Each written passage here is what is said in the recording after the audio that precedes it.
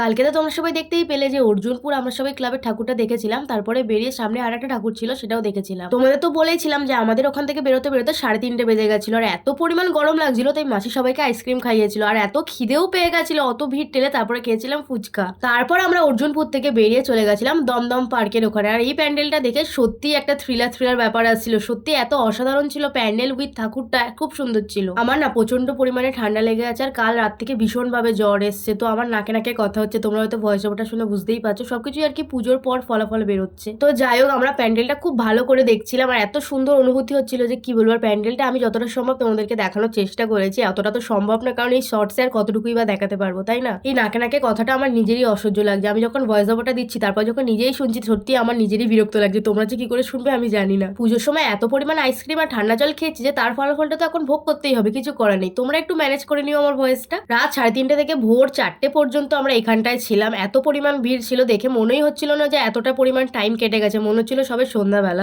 দমদম পার্কের ঠাকুরটা দেখে বেরিয়ে আমরা চলে গেছিলাম দমদম ভারত চক্রের ঠাকুরটা দেখার জন্য। আর এখানে দেখো মারাত্মক ভিড় ছিল, মানে পা রাখার জায়গা পাচ্ছিলাম না আমরা। আর এখানে ঢুকতেই প্যান্ডেলটা দেখো এত অসাধারণ ছিল, এত অসাধারণ ছিল যে কি বলবো। আমার তো এত ভালো লেগেছে, আমাদের সবারই প্রত্যেকটা মানুষের ভালো লেগেছে এই প্যান্ডেলটা। বা ঠাকুরটা তো কোনো কথাই হবে না। প্যান্ডেলের ভেতরের ভাইবটা এত সুন্দর ছিল যে ওখানে গেলেই মনটা শান্তি হয়ে যাচ্ছিল। আর মা দুর্গার মুখটা এতটা স্নিগ্ধময় ছিল যে কি বলবো, মনটা এত ভালো লাগছিল। প্যান্ডেলের ভেতরেও তো মারাত্মক ভিড় ছিল, দাঁড়ানোর তো কোনো জায়গায় ছিল না, তার মধ্যে ভাইবটা এত সুন্দর ছিল যে আমাদের বেরোতে ইচ্ছাও করছিল না। আমরা ঠিক সাইডে গিয়ে সবাই মিলে একটা জায়গায় গিয়ে দাঁড়িয়ে গেছিলাম 15 থেকে 20 মিনিট মতো। প্যান্ডেলের ভেতরে অনেকটা সময় কাটানোর পর আমরা বেরিয়ে গেছিলাম। তারপরে খিদেও পেয়ে গেছিল, যেহেতু ডিনার ফিনার তো কিছুই হয়নি, এইটুকু ফুচকার আইসক্রিম খেয়েছিলাম আমরা। আর বিরিয়ানির দোকান একটা খোলা ছিল, গিয়ে খেলাম, কিন্তু পুরো টাকাটাই আমাদের জলে চলে গেল। আর তখন অলরেডি 5:30 বেজে গেছিল, তো খুবই খারাপ ছিল।